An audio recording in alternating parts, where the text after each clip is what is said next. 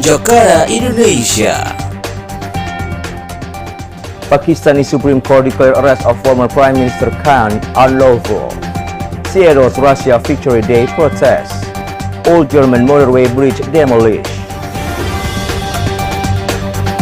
MLINE Top 3 Updates powered by VOA, Voice of America.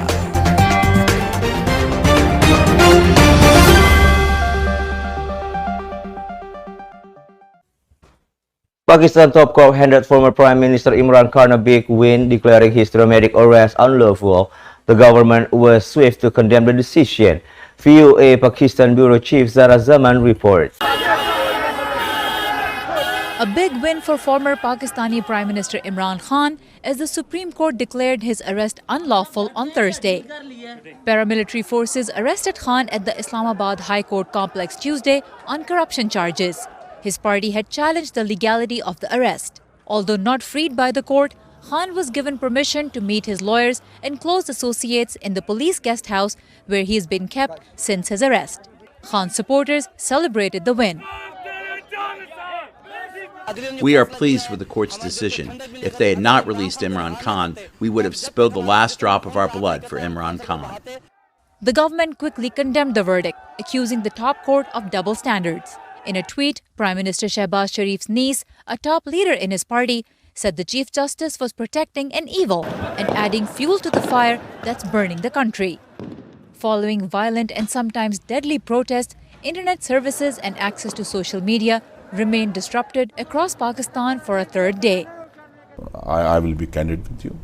It's very difficult to defend closing off these very now crucial services and information.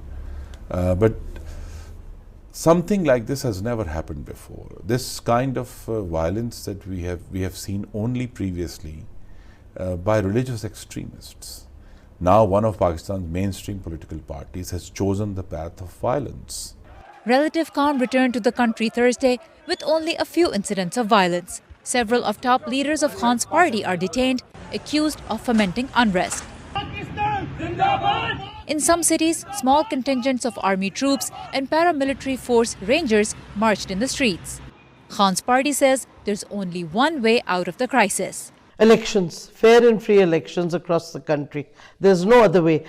But it's not so simple. For months now, the 13-party ruling coalition and Khan's party have failed to reach consensus on when to hold polls, pushing the country into a political and constitutional quagmire. Zara Zaman, VOA News, Islamabad. An event organized by the Russian Culture Center in Seattle to celebrate World War II Victory Day was met with protesters calling glorification of war inappropriate while Russia continues its invasion to Ukraine. Natasha Mosgovaya has a story from Seattle. Maxim Maximov came to protest World War II Victory Day celebrations at the Russian Cultural Center with a flag of the Russia of the Future group opposing President Vladimir Putin. People in the Russian Community Center that they are using symbols that now being used in Ukraine by Russian forces or pro-Russian forces to kill Ukrainians, to kill Ukrainian soldiers, to kill Ukrainian people, and they should feel shameful for doing that. Maximov says he left Russia following its invasion of Ukraine and does not believe Russians in the diaspora should help spread what he calls pro-Kremlin propaganda. In 2014, Nikolai Mochko left his hometown of Donetsk, and last year his family fled the town of Bucha, days before Russian forces pulled out, allegedly killing Ukrainian civilians as they left. He said he hopes the protest makes some Russian Center event participants educate themselves about history and current events. Since 2014, for me, the ribbon of St. George became a symbol of terrorism, because each terrorist that occupied my hometown was wearing this ribbon. It's a matter of principle for me to make this ribbon disappear. Even in America, this horror brings very scary memories. Russian Cultural Center event organizer Vladimir Kirsanov would not comment on the war in Ukraine, but did say that Slavs have always been battering each other. He says the significance of Russia's victory in World War II cannot be understated. It's not a holiday for you, but a holiday for us. I celebrate it as a birthday. Without that victory, you wouldn't exist and I wouldn't exist. Event organizers did not allow cameras into the building, citing security concerns.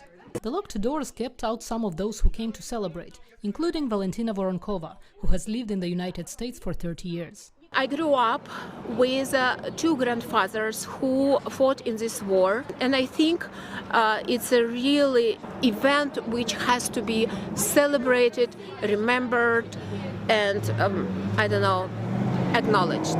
She said the conflict between Russia and Ukraine is a tragedy. We are almost the same people and we're killing each other, and this is really, really sad. And I think this is geopolitics which involved other countries, and we have to be smart and not kill each other. Russian-speaking activists in Seattle conducted alternative events to commemorate the World War II victory. A day before May 9th, they distributed anti-war quotes of veterans and lit candles near the World War II memorial in the city. Natasha Mozgovaya, VOA News, Seattle. A motorway bridge in western Germany was successfully demolished after 17 months closure for safety reasons. The Rahmedi Valley Bridge weighed 17,000 tons and was 70 meters high and 453 meters long and fell into prepared drop bed to applause. The blast in Ludenside, North Rhine-Westphalia involved approximately 150 kilograms of explosive.